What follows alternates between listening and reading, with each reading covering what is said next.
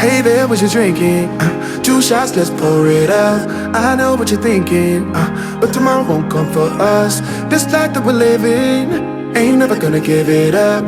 Double shot for the gifted, and one more for us. There you go, drink it up. All this love in a cup. Yeah, we go slow, we go fast. Yeah, we can't get enough. We stay. John Brooke tightened his grip on the small velvet box in his pocket and scanned the crowd of graduating students for Sarah's face. 3 years of construction work. 3 years of waking at 4 a.m., of calloused hands and aching back, of pouring his salary into her tuition and rent and textbooks. It had all been worth it. She was graduating today, and he was going to propose. The ceremony ended with a roar of caps thrown into the air. John pushed through the crowd, his heart pounding. He spotted Sarah near the stage, her gown billowing in the spring breeze. She was beautiful, radiant, everything he had worked for. Sarah. She turned. Her smile faltered when she saw him. John. I did not think you would make it. Of course I made it. I would not miss this for anything. He reached into his pocket, ready to kneel. Then Marcus appeared beside her. Marcus. His best friend since childhood. The man who had been his roommate, his gym partner, his confidant. The man who was now sliding his arm around Sarah's waist. John. Marcus's voice was flat. I'm glad you are here. We have something to tell you. Sarah held up her left hand. A diamond ring glittered on her finger. We got married yesterday, she said. I am sorry you had to find out this way. The world stopped. John heard the words, but they did not make sense. He looked at Sarah. Then at Marcus. Then at the ring. Married. We have been seeing each other for a year. Sarah's voice was cold, clinical. I was going to tell you, but I did not know how. A year? John's voice cracked. I have been working construction for 3 years. For you. I put you through school. And I am grateful. But I do not owe you my life because you paid for my education. Marcus stepped forward. Look, man. Just happened. We fell in love. You fell in love with my girlfriend. Your ex-girlfriend. The crowd around them was starting to notice. Whispers spread. People turned to stare. John looked at Sarah one last time, hoping for a sign of guilt, of regret, of anything. She looked back with nothing but impatience. Congratulations, he managed. I hope you are happy. He turned and walked away, the velvet box still clutched in his hand. He was sitting on a bench near the parking lot when a shadow fell over him. Rough day? He looked up. A woman stood in front of him, elegant, sharp, with intelligent eyes and an expensive suit. She looked like she belonged on a magazine cover. Something like that. I saw what happened. The graduation. The proposal. The betrayal. John laughed bitterly. The whole show, huh? I was parked nearby. Hard to miss. He looked down at the ring box in his hands. 3 years. I gave her everything I had. And she threw it away. Yeah. The woman sat beside him, uninvited. My name is Luna Taylor. John Brooke. I know. She paused. I own Taylor Group. Construction, real estate, development. The company you have been working for as a subcontractor on the harbor project. John's eyes widened. You are the CEO? I am. And I have seen your work. You are talented. Reliable. You show up early and stay late. My project manager speaks highly of you. I just do my job. That is rarer than you think. She looked at him with an unreadable expression. What are you going to do now? I do not know. Go home. Drink. Figure out what is next. Or, she paused. You could marry me instead. John stared at her. What? I'm serious. I need a husband, family reasons, company reasons, complicated reasons. You need a fresh start. I can give you a life beyond anything you have imagined. You do not know me. I know enough. You are loyal. Hardworking. You loved someone completely and they threw it away. That tells me you have a capacity for commitment that most men lack. This is insane. Probably. But insane choices are often the ones that change your life. She extended her hand. What do you say, John Brooke? Want to shock everyone? John looked at her hand. Then at the ring box in his own. He had spent 3 years being the loyal, dependable man. It had gotten him nowhere. He took her hand. Yes. And just like that, everything changed. John did not sleep that night. He lay in his tiny apartment, staring at the ceiling, replaying every moment of the day. Sarah's cold eyes. Marcus's smug face. The ring he never got to give. And Luna Taylor. The CEO who had appeared like a vision and turned his life upside down. He pulled out the contract she had given him. The terms were clear. 1 year of marriage, public appearances, family obligations.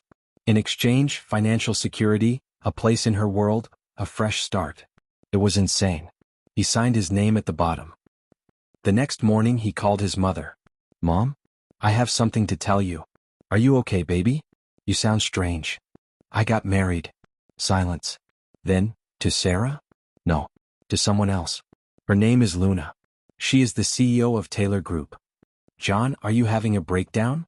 "I'm having a breakthrough, Mom. I will explain everything. But I need you to trust me." His mother was quiet for a long moment. "I have always trusted you. Even when you made mistakes. Even when you gave everything to that girl who did not deserve it. She's gone, Mom.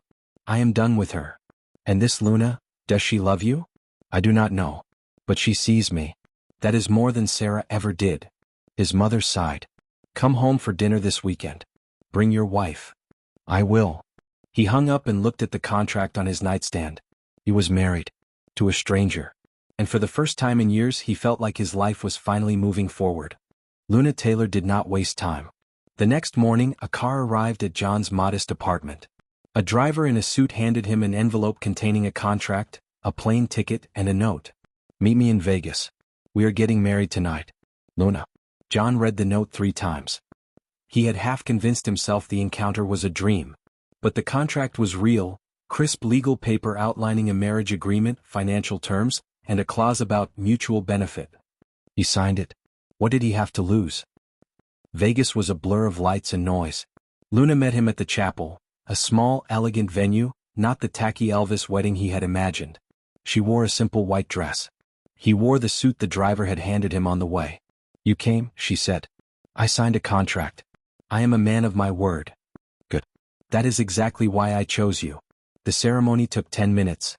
A judge, 2 witnesses Luna had hired, and the words that bound them together. "I now pronounce you husband and wife." Luna kissed him on the cheek. "Congratulations, Mr. Taylor. I thought you would take my name.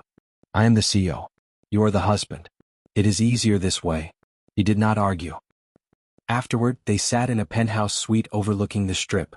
Room service champagne sat untouched between them. "So," John said. "Now what?" "Now we tell the world." Luna pulled out her phone. "I am going to post a photo of our marriage certificate. By tomorrow morning, every business publication in the country will have the story. What do you want me to do? Be my husband. Public events. Family dinners. Photo opportunities. In private we live separate lives. We revisit the arrangement in 2 years. 2 years. If we decide to make it permanent, we renegotiate. If not, we divorce quietly, and you walk away with enough money to never work again." John looked out at the city lights. "And what if I want more?" Luna was quiet for a moment. "More than what?" "More than a contract. I did not hire you for romance, John. I hired you for convenience." "Then why did you pick me? Out of everyone in the world? Why the construction worker whose girlfriend just dumped him?" Luna set down her phone. "Because I have been surrounded by fake people my entire life. Men who want my money. Women who want my position. Business partners who want my connections. You are the first person I have met in years who did not want anything from me. I wanted you to leave me alone on that bench." "Exactly. You did not try to impress me. You did not recognize me. You were just a man having the worst day of his life, and you sat with it without trying to escape." John did not know what to say. "Get some sleep," Luna said. "Tomorrow our life begins." The news broke the next morning. Taylor Group CEO marries mystery man. Luna Taylor's surprise Vegas wedding. Who is John Brooke? Photos of them at the chapel were everywhere. His phone exploded with messages from people he had not spoken to in years. And among the notifications, one name stopped his heart. "Sarah." "John? Is this true? You married someone else." He stared at the message. The woman who had broken his heart was now watching him step into a life she could not have imagined. He did not reply. He put down his phone and looked at Luna, who was already dressed for the day, commanding an empire from her laptop. "Ready?" she asked. "Ready." He did not know what the future held. But for the first time in 3 years he was not walking toward it alone. The first week of marriage was surreal. John moved into the penthouse, a sprawling space on the top floor of Taylor Tower, with floor-to-ceiling windows and a view that made him dizzy. His room was larger than his entire apartment. The bed was so soft he sank into it. He felt like an imposter. Luna was gone most of the time, meetings, calls, emergency board sessions. She left him a credit card with no limit and a note, "Buy whatever you need." He bought groceries, cooked meals, fixed the loose cabinet in the kitchen. When Luna came home at midnight and found hot soup waiting, she stopped in the doorway. "You cooked. I figured you would not have eaten." "How did you know?" "Because you work too hard and forget to take care of yourself." She sat down and ate. She did not say thank you. She did not need to. The empty bowl in the sink the next morning was thanks enough. A few days later, Luna's assistant handed John a schedule. "These are your commitments for the month. Photoshoot Monday. Charity event Wednesday. Dinner with investors Friday." John looked at the list. "I do not know how to do any of this." "You will learn. Mrs. Taylor says you are a quick study." He was not so sure. At the photo shoot, the photographer kept telling him to relax. "You look like you are being held at gunpoint, sir." "I feel like I am." Luna appeared beside him, taking his hand. "Pretend we are having a private conversation. Ignore the camera." He looked at her. "What do we talk about?" "Anything. Tell me about the first house you built." He told her about his first construction job, a small house for an elderly couple. He remembered the detail because it mattered. The way the morning light fell through the kitchen window. The exact angle of the porch steps. The photographer snapped away, capturing something real. The photos came out perfect. "See," Luna said. "You are a natural. I am a construction worker who got lucky. You are a man who does not know his own worth." She walked away, leaving him standing there, wondering when exactly she had started seeing through him so completely.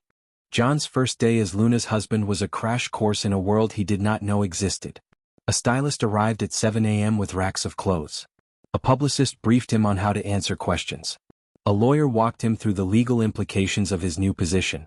"You are now a public figure," the publicist said. "Everything you do will be scrutinized. Every word you say will be analyzed. You cannot go anywhere without considering how it will look. I build houses for a living. I do not think I am that interesting." The media disagrees. By noon, John felt like he had run a marathon. He escaped to the balcony, needing air. Luna found him there. Overwhelmed. "A little. It gets easier. You learn to build walls. I have spent my life building walls. Literally.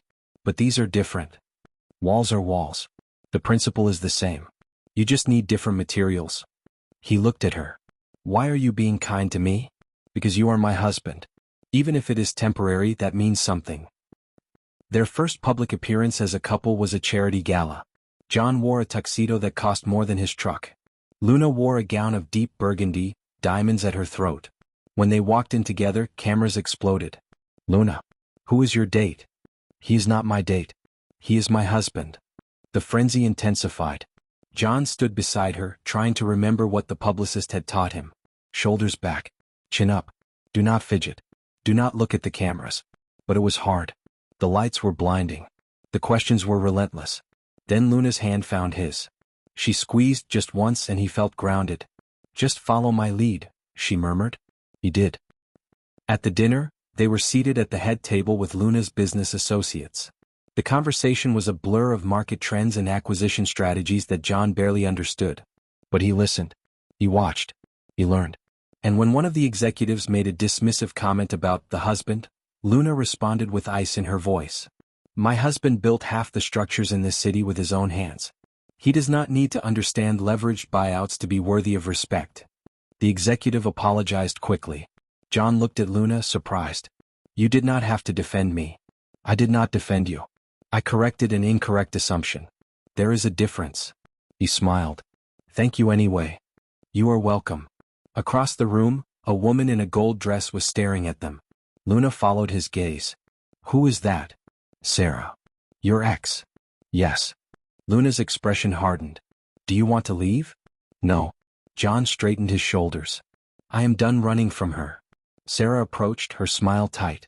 "John, I saw the news. I could not believe it." "Believe it? You married a complete stranger?" "I married someone who saw my worth." Sarah's eyes flickered to Luna, assessing. "This will not last." "Maybe not. But it is already more real than what we had." Sarah's face reddened. She turned and walked away. Luna watched her go.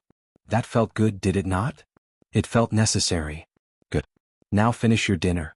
We have a long night ahead. John looked at his wife, his strange, powerful, impossible wife, and felt something he had not expected. Gratitude. The next morning, newspapers splashed their photos across the business section. Taylor Group CEO and husband make first public appearance.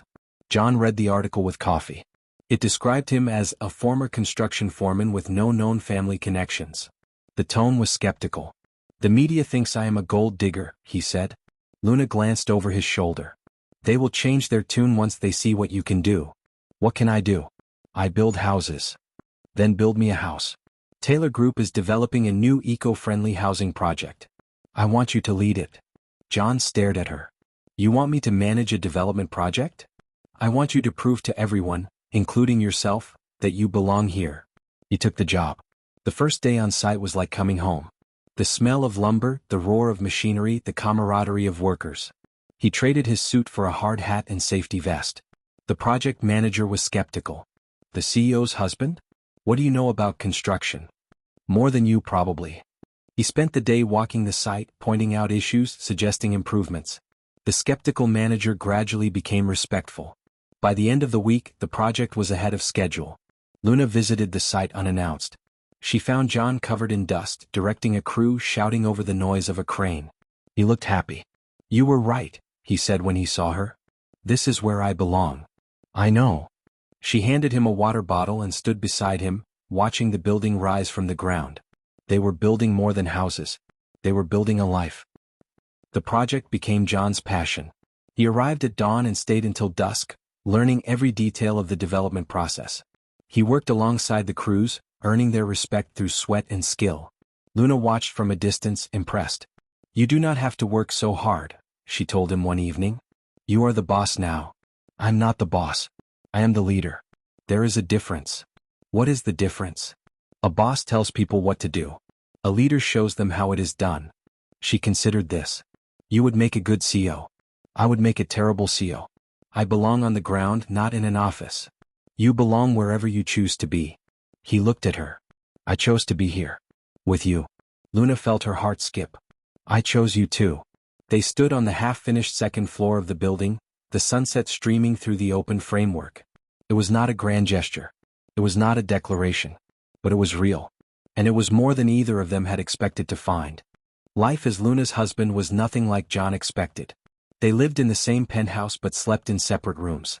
They ate breakfast together most mornings, but Luna was often gone before he woke.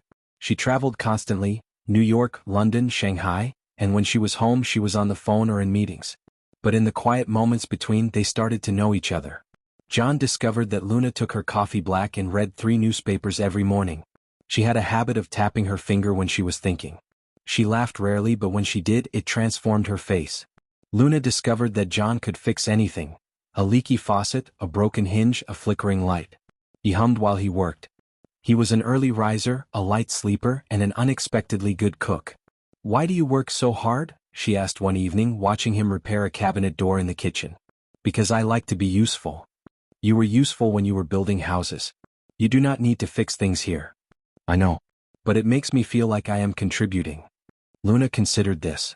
I have never felt the need to contribute outside of work. That is because you contribute at a scale I cannot even comprehend. You employ thousands of people.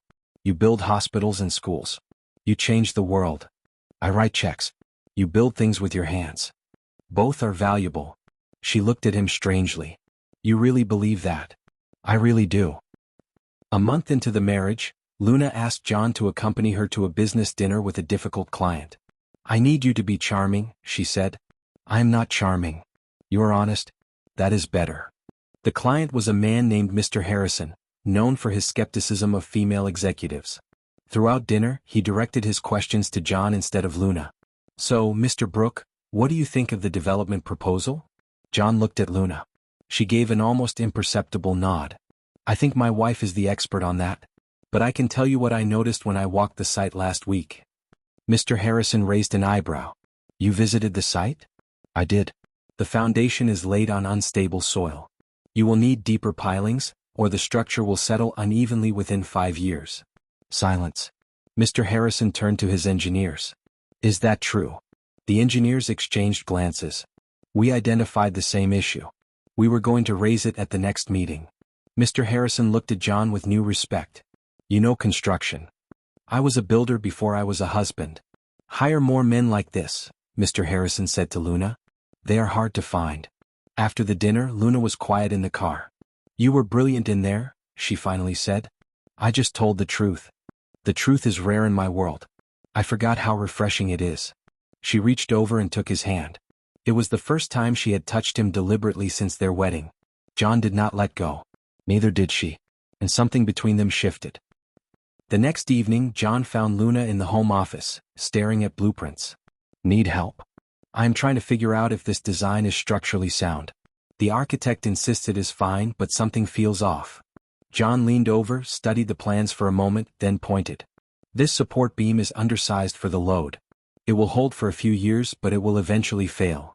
Luna looked at him. Are you sure? Positive. I have seen it happen. She called the architect and told him to redo the plans. He argued. She insisted. The plans were changed. You saved us millions in potential liability, she told John. I saved us a collapsed building. Same thing. She looked at him differently after that, with respect, not just gratitude. They started having dinner together every night. John cooked. Luna talked about her day. He listened. She asked about his projects. He told her about the progress. They were becoming friends. And slowly, almost imperceptibly, something more. One evening, John asked, Why did you never marry before? Luna was quiet for a moment. I was engaged once. 5 years ago. He was a lawyer. Handsome. Ambitious. What happened? He wanted me to stop working. To be a stay-at-home wife. He said my career was threatening his ego. I hope you told him where to go. I did. But it made me realize that most men cannot handle a successful woman. They want to be the center of attention. And me? You are different. You do not compete with me. You compliment me. Is that a good thing? It is the best thing. They smiled at each other across the table. And for the first time, the marriage felt less like a contract and more like a choice. The next weekend, Luna took John to see her favorite place, a small bookstore in the old part of the city, tucked between a bakery and a tailor's shop. I used to come here as a child, she said, before my family had money. Before everything became complicated. John looked around at the dusty shelves, the worn floorboards, the cat sleeping in the window. It is perfect. I know. They spent the afternoon browsing. John found a book on architecture. Luna found a first edition of a novel she had loved as a teenager. See anything you like? She asked. I like this. He held up the architecture book. And I like being here with you. She smiled, a soft, unguarded smile he rarely saw. I like being here with you too. The bookstore owner, an elderly woman named Mrs. Chen, watched them with knowing eyes. Newlyweds? She asked. Is it that obvious? John said. You have the look. The one where you cannot stop finding excuses to touch each other. They looked at their hands. They were holding. Neither of them had noticed. Mrs. Chen smiled. That is the good kind. Hold on to it. They bought their books and left, still holding hands. Neither of them let go. Sarah started showing up everywhere. First, it was a coincidental encounter at a restaurant where John was having lunch. Then, an invitation to a mutual friend's party that Sarah somehow knew he would attend. Then messages. Lots of messages. I made a mistake. I should have chosen you. Can we talk? John ignored them all. But they wore on him. One evening, Sarah appeared at the penthouse lobby demanding to see him. Luna was home. She looked at John. Do you want me to handle this? No. I need to handle it myself. He went down to the lobby. Sarah looked different, less polished, more desperate. John. Thank you for seeing me. What do you want, Sarah? You. I want you back. You married my best friend. And I regret it. Every day. Marcus is not you. He does not look at me the way you did. He does not make me feel safe. That is not my problem anymore. John, please. I know I hurt you. But I can make it right. We can make it right. John looked at the woman he had loved for years. The woman he had sacrificed everything for. He felt nothing but exhaustion. I do not love you anymore, Sarah. Yes, you do. You cannot just stop loving someone. I can. I did. He stepped back. I have moved on. You should too. Because of her? Basio? You think she actually cares about you? You are a prop in her life. A convenient husband for her image. Maybe. But at least she saw me when I was invisible. You looked at me every day for 3 years and never really saw me at all. He turned and walked back to the elevator. Sarah's voice followed him. You will regret this. He pressed the button for the penthouse. He did not look back. That night, John could not sleep. He sat on the balcony watching the city, thinking about Sarah's face when he had rejected her. She had looked genuinely shocked, as if she had never considered that he might move on. Luna appeared in the doorway. Can I join you? It is your balcony. She sat beside him. You are thinking about her. I am thinking about how blind I was. 3 years. I gave her everything and she never once looked at me the way you looked at me at that gala. How did I look at you? Like I mattered. Luna was quiet. You do matter, John. You mattered before I met you. You just did not know it. He looked at her. How did you become so wise? By making a lot of mistakes. They sat in comfortable silence. Can I ask you something? John said. Anything. Why did you not fight harder for your engagement? If you loved him.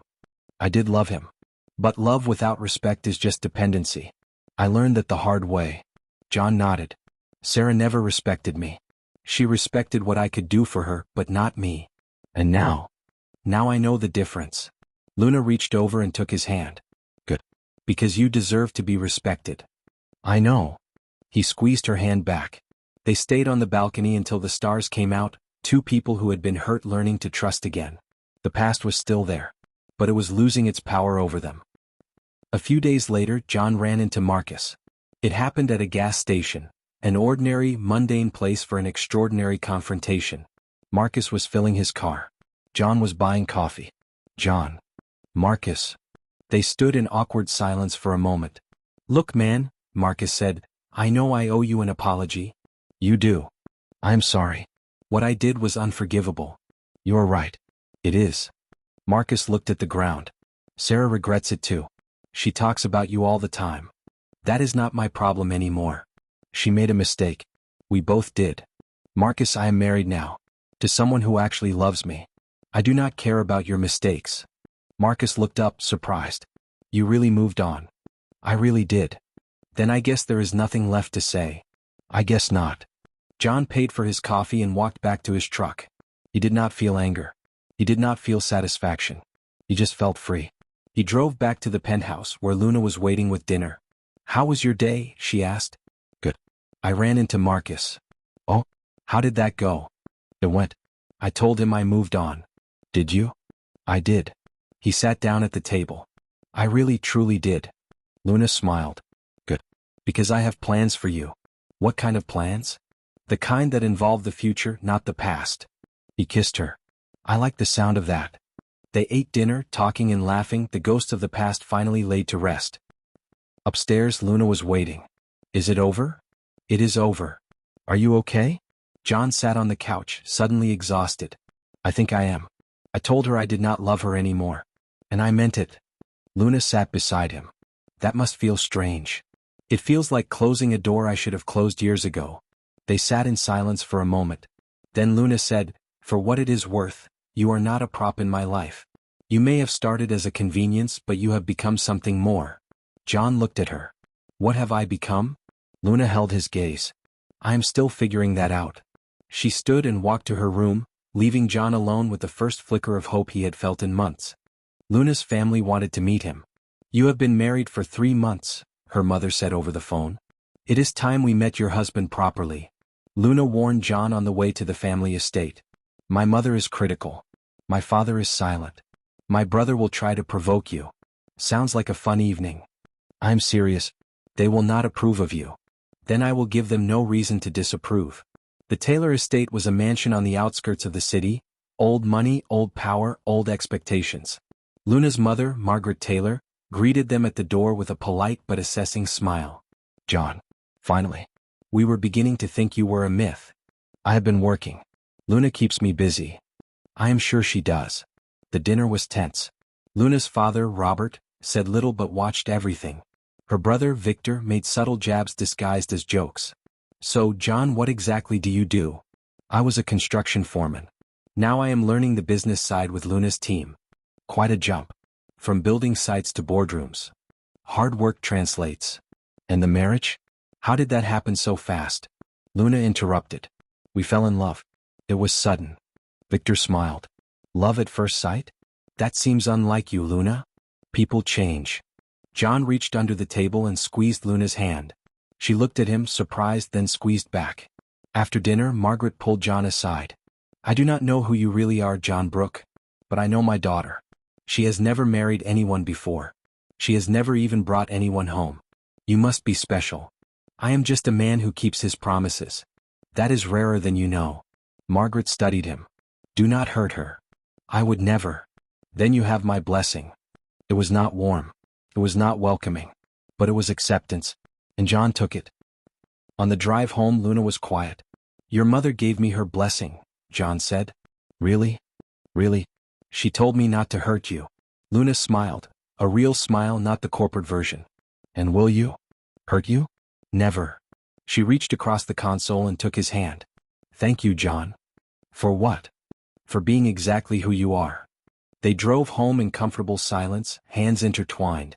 Something was growing between them. Something neither of them had expected. A week later, Luna's father invited John for a private conversation. Robert Taylor was a quiet man who had built the company from nothing. He sat John down in his study and poured 2 glasses of whiskey. You married my daughter. Yes, sir. You are not what I expected. What did you expect? Someone who wanted her money. Robert took a sip. You do not seem to care about money. I care about providing for my family. But I do not need millions to be happy. What do you need? Honest work. A good woman.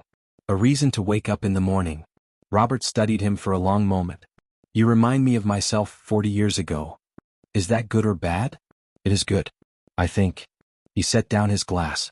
I did not approve of this marriage. I thought you were after her fortune. But watching you, you actually care about her. And she cares about you. I care about her more than I thought possible. Then take care of her. And if you ever need anything, come to me directly. It was not a warm embrace. But from Robert Taylor, it was practically a declaration of love. John nodded. Thank you, sir. Do not thank me. Earn it. John intended to. When he told Luna about the conversation, she was surprised. My father never opens up to anyone. He is a good man. Just quiet. He sees something in you. I knew he would.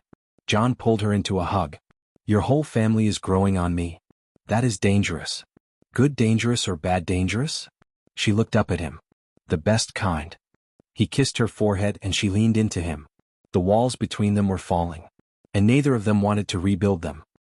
The next month brought a new challenge. Luna's ex-fiancé, David, resurfaced. He appeared at a charity event, all charm and calculated smiles. He approached Luna with the confidence of a man who had never been told no. Luna, you look beautiful. David, you look the same. I heard you got married. To a construction worker. To a good man. Something you would not understand. David's smile faltered. I came to apologize. I was wrong to ask you to give up your career. Thank you. I accept your apology. She turned to walk away. Wait, is there any chance we could? No. She walked back to John, who was watching from across the room. Who was that? He asked. My past. He wanted to see if I was available. Are you? Not even slightly. She kissed him in front of everyone, making sure David saw. The message was clear. She had moved on. And she had moved up. Later that night, John asked, Did you ever think about going back to him? Not once. The moment I met you, David became a distant memory. I am not sure I believe that. Then let me show you. She pulled him into the bedroom. And she showed him exactly how she felt. The past was the past. The present was theirs. 6 months into the marriage, the cracks began to show. Luna's company faced a crisis. A major investor was pulling out, threatening a billion-dollar deal. She worked 18-hour days, snapping at everyone, including John. I do not need you to make dinner, she said when he tried to bring her a plate. I need you to stay out of my way. John set the plate down anyway. You need to eat. I need to save my company. Luna? Just leave me alone, John. He left. The next morning, she found him on the balcony watching the sunrise. I am sorry, she said. I should not have snapped at you. You are stressed. I understand. It is not an excuse. I know. But I forgive you. She sat beside him. Why are you so patient with me? Because I know what it is like to carry everything alone. I did it for 3 years for Sarah. I do not want you to have to do it alone. You are not like anyone I have ever met. Is that a good thing? I think so. The deal fell through. Luna lost the investor, the project, and millions of dollars. She came home that night looking hollow. I failed, she said. Companies lose deals all the time. This was different. This was my chance to prove myself. To who? Everyone. My family. The board. Myself. John poured her a glass of wine and sat beside her. You do not have to prove anything to anyone. You are already the most impressive person I know. I do not feel impressive. Then let me be impressed for you. She leaned her head on his shoulder. It was a small gesture, but it felt monumental. Thank you, John. For what? For staying. He wrapped his arm around her. I am not going anywhere. And in that moment, the contract between them felt like the least important thing in the room. They were not just business partners anymore. They were becoming something real. The recovery took weeks. Luna worked tirelessly to salvage the deal, but the damage was done. Her board was restless. Her competitors circled. The media questioned her leadership. Through it all, John was a constant presence. He brought her coffee. He listened to her vent. He did not offer solutions, he just stayed. One evening she broke down. I do not know if I can do this anymore, she admitted. You can. You have survived worse. I have never failed before. Then this is a growth opportunity. She laughed bitterly. That sounds like something from a self-help book. It sounds like something someone who cares about you would say. She looked at him, tears streaming down her face. Why do you care so much? Because you are my wife. Because you are a good person. Because you saw me when no one else did. I saw a man worth knowing. You saw a man who did not know his own worth. You helped me find it. She hugged him tightly. I do not deserve you. You deserve everything. They held each other in the dim light of the penthouse. The cracks were healing, and something stronger was forming in their place. The next morning, Luna woke with renewed determination. I am going to fight for this company, she said. I know you will. I am going to win. I know you will. She kissed him, a quick, deliberate kiss, and left for the office. John watched her go, pride swelling in his chest. She was a force of nature. And she was his. The company recovered. Luna's bold restructuring plan, combined with John's operational insights, turned the crisis into an opportunity. They cut costs, renegotiated contracts, and launched a new division focused on sustainable housing, John's passion project. The board was impressed. The investors returned. The media narrative shifted from failure to comeback. At the annual shareholder meeting, Luna presented the results with confidence. When a shareholder asked about her personal life, she smiled. My husband taught me that the best structures are built on solid foundations. The same is true for companies and for marriages. The room applauded.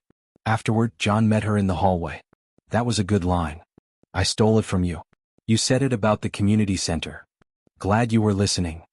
I am always listening to you. They walked out together, hand in hand. The cracks had been filled. The foundation was stronger than ever.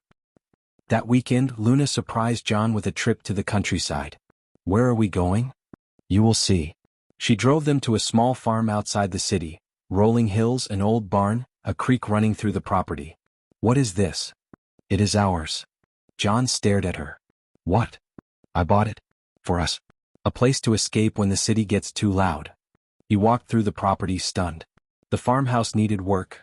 The roof was sagging, the paint was peeling, the porch was rotted in places. But he could see the potential. I can fix this, he said. I know you can. I can build us a home here. I know you can, John. He turned to her, his eyes bright. This is the best gift anyone has ever given me. It is not a gift. It is an investment. In our future. He kissed her, right there in the overgrown garden. The farm was ruined and beautiful and full of potential. Just like their love. Luna's birthday arrived. John wanted to do something special. He did not buy her expensive gifts, she could buy anything she wanted. Instead, he rebuilt the broken garden fountain at the penthouse, something she had mentioned missing from her childhood home. When she saw it, she stopped walking. You fixed the fountain. It was not working. I figured out the pump issue. She walked around it, touching the water. My father used to have one in our garden. When I was a child, I would make wishes in it. What did you wish for? I do not remember. Probably things I did not need. John handed her a coin. Make a wish now. She closed her eyes, tossed the coin into the water, and opened them. What did you wish for? He asked. I cannot tell you or it will not come true. The rules do not apply when you tell the person the wish is about. She looked at him. How do you know it is about you? Because I know you. Luna stepped closer. I wish that this marriage would not end. John's breath caught. Luna? I know we agreed on 2 years. But I do not want 2 years. I do not want a contract. I want you. I am not the kind of man who belongs in your world. You do not have to belong in my world. We can build our own world. He cupped her face in his hands. Are you sure? I have never been more sure of anything. He kissed her. It was their first real kiss. Not the peck at the wedding. Not the friendly gestures. A real, deep, everything-changing kiss. When they broke apart, Luna was crying. I did not think I would ever find someone like you. I did not think I deserved someone like you. You deserve everything, John. And I want to give it to you. He kissed her again, the fountain bubbling behind them, the city lights glittering below. The contract marriage was over. A real one had just begun. The next morning, Luna called her lawyer. Cancel the contract, she said. Mrs. Taylor, the contract is the foundation of your arrangement. Then draft a new one. This time, a real marriage contract. No end date. The lawyer was silent. Are you sure? I have never been more sure of anything. They signed the new contract that evening. No expiration date. No escape clause. No separate bedrooms. This is terrifying, Luna said, holding the pen. Good. Terrifying means it matters. She signed. He signed. They were married, truly, completely, permanently. What now? John asked. Now we celebrate. They ordered takeout, opened a bottle of wine, and sat on the floor of their living room, eating noodles from cartons. This is not how I imagined my wedding night, John said. How did you imagine it? I did not. I never thought I would get a real one. Luna set down her carton. I want to give you everything you never had, John. A home. A family. A love that does not come with conditions. I do not need things. I just need you. You have me. He kissed her and the takeout went cold. The contract marriage was a distant memory. What they had now was real. And it was forever. The next morning, John woke to find Luna watching him. How long have you been staring at me? Long enough. She traced his jawline with her finger. I was thinking about how different my life is now. Before you, I woke up thinking about quarterly reports and board meetings. Now I wake up thinking about you. That is a lot of pressure. Good pressure. He kissed her. I wake up thinking about you too. And about whether I remembered to order the lumber for the farm. She laughed. Romantic. Practical. Both. She snuggled into his chest. I love that you are both. They lay in bed, the morning light filtering through the curtains. For two people who had started as strangers, they had become inseparable. And the best part was yet to come. The farm became their weekend project. Every Saturday, John and Luna drove out to work on the house. John handled the construction, replacing beams, patching the roof, rewiring the electrical. Luna handled the design, choosing colors, picking furniture, planning the garden. It was the most collaborative thing they had ever done. You are good at this, John said one afternoon, watching her sketch a layout for the kitchen. I am good at telling other people what to do. You are the one who actually does it. Teamwork. Partnership. They worked side by side, the farm slowly transforming into something beautiful. One evening, as the sun set over the hills, they sat on the newly rebuilt porch. I never thought I would have this, Luna said. A farm? A life. A real one. With someone who sees me. John wrapped his arm around her. I see you, Luna. All of you. The CEO and the woman who reads novels in the bath. The ruthless negotiator and the person who cries at commercials. I do not cry at commercials. You cried at the insurance commercial last week. That was a particularly moving insurance commercial. He laughed. I love you. I love you too. They watched the sunset in silence, the farm stretching out before them. They had built this together. And they would keep building. Forever. Sarah could not let go. She appeared at John's construction site, a new development Luna had put him in charge of. He was wearing a hard hat, covered in dust, directing a crew. John. He turned. Sarah. You should not be here. I needed to see you. You have seen me. Now go. I saw the magazines. You and her at some gala. You looked happy. I am happy. Is she good to you? Yes. Sarah's eyes filled with tears. I thought once you saw her world you would realize you did not belong. I thought you would come back. I never belonged in her world. But she made room for me in it. That is more than you ever did. I was young. I was stupid. You were cruel. There is a difference. Sarah flinched. I am sorry, John. I am so sorry. I forgive you, Sarah. Not because you deserve it, but because holding on to anger only hurts me. He turned back to his work. Goodbye, Sarah. She stood there for a long moment, then walked away.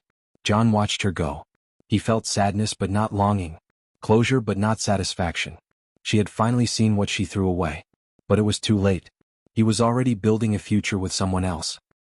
That evening, John told Luna about the visit. How do you feel? She asked. Relieved. I think I needed to see her one last time to prove to myself that I am truly over her. And are you? I have been over her for months. I just did not realize it until today. Luna took his hand. I am proud of you. For what? For choosing yourself.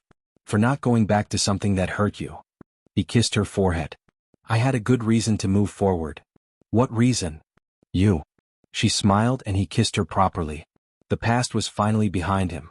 And the future had never looked brighter. That weekend, John and Luna attended a wedding together, a business associate of Luna's. Sarah was there. She was alone. She watched from across the room as John held Luna's hand, pulled out her chair, whispered something that made her laugh. She saw the way Luna looked at him, with genuine affection, not obligation. During the reception, Sarah approached Luna while John was getting drinks. You are lucky, Sarah said. I know. You do not know what you have. He is a good man. I know exactly what I have. The question is, did you? Sarah had no answer. Luna continued, you had him for 3 years. You broke him. I found the pieces and helped him rebuild. That is the difference between us. You took. I give. Sarah's eyes filled with tears. I know. I realize that now. It is too late. Tell him I am sorry. Tell him yourself. But do not expect forgiveness. Sarah walked away. When John returned with drinks, he saw her retreating figure. What did she want? Closure, I think. Did she get it? She got the truth. Luna took his hand. That is more than she deserves. He kissed her forehead. I love you. I love you too. They danced under the lights, the past finally behind them. Sarah watched from the shadows, a painful lesson learned too late. Some things once broken could never be fixed.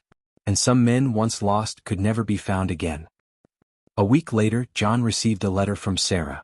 Not a text, not an email. A handwritten letter delivered to his office. He opened it alone. Dear John, I am writing this because I owe you words I should have said a long time ago. I was selfish. I was blind. I took your love for granted and threw it away for something that meant nothing. Marcus and I are divorced now. It turned out that a relationship built on betrayal does not last. I see you everywhere, in magazines, on the news, in the way people talk about you. You are not the man I left. You are someone greater. And I hate that I had to lose you to watch you become who you were always meant to be. I do not expect you to forgive me. I do not expect you to respond. I just needed you to know that I finally understand what I lost. I hope she knows how lucky she is. Sarah. John read the letter twice, then folded it and placed it in a drawer. He did not respond. He did not need to. Some chapters close on their own. That evening he told Luna about the letter. How do you feel? She asked. Sad. Not for me, for her. She is still stuck in the past. I am not. Are you glad she wrote? I am glad I do not need her apology anymore. I already moved on. Luna took his hand. You are a good man, John Brooke. I am a lucky man. You are both. He kissed her, the letter forgotten in the drawer. The past had finally released him. And he was free. A few weeks later, John completed his first solo project, a small housing complex for low-income families. The development was affordable, sustainable, and beautiful. The city praised it. The media covered it. The families moved in with tears of gratitude. At the ribbon cutting, Luna stood beside him. You built this, she said. We built this. You gave me the resources. I just did the work. You did more than work. You created homes. He looked at the families moving into their new houses. Children running through the courtyard. Parents carrying boxes. Hope on every face. This is why I do what I do, he said. I know. That is why I love you. They cut the ribbon together. The crowd cheered. And John realized that he had finally found his place in the world. Not as Luna's husband. Not as a former construction worker. But as a builder of homes. A creator of hope. A man who mattered. 1 year after their Vegas wedding, Luna and John held a real ceremony. It was not in a chapel. It was on the construction site of John's first solo project, a community center he had designed and overseen. The walls were up, the roof was on, and the setting sun poured through the unfinished windows. Luna wore a simple white dress. John wore a suit he had picked out himself. There were no cameras, no press, no business associates. Just them, a handful of friends and Luna's family, who had come to accept John as one of their own. "I did not write vows," John said, holding her hands, "because I want to say them from my heart." Luna nodded, tears already forming. "When you found me on that bench, I was the lowest I had ever been. I had given everything to someone who did not value me, and I thought that was all I deserved." He squeezed her hands. "But you saw something in me I did not see in myself. You gave me a chance when no one else would. You let me into your world and made room for me. You taught me that I was worthy of love, real love, not the kind I had to earn with sweat and sacrifice. John. I promise to spend the rest of my life being worthy of the faith you placed in me. I promise to be honest even when it is hard. I promise to build things with you, not just buildings but a life." Luna wiped her eyes. "I did not think I needed anyone. I had built an empire alone and I was proud of it. But then I met you and I realized that an empire is just structures. It takes love to make it a home." She took a breath. "You are the most honest man I have ever known. You do not pretend. You do not manipulate. You just are, and that is enough. That is more than enough. I promise to stop hiding behind my success and let you see all of me. I promise to let you take care of me the way you do so naturally. And I promise to love you, loudly, unashamedly, forever." They kissed and the small crowd cheered. The construction workers who had become John's team threw hard hats into the air instead of rice. That night, they stood on the balcony of their penthouse, now their shared bedroom, the separate rooms abandoned months ago. "1 year ago I was a stranger to you," John said. "1 year ago I was alone. Look at us now." She leaned into him. "I know." The city lights glittered below, endless and full of possibility. "Are you happy?" he asked. "Completely." "You." He kissed her temple. "I did not know I could be this happy."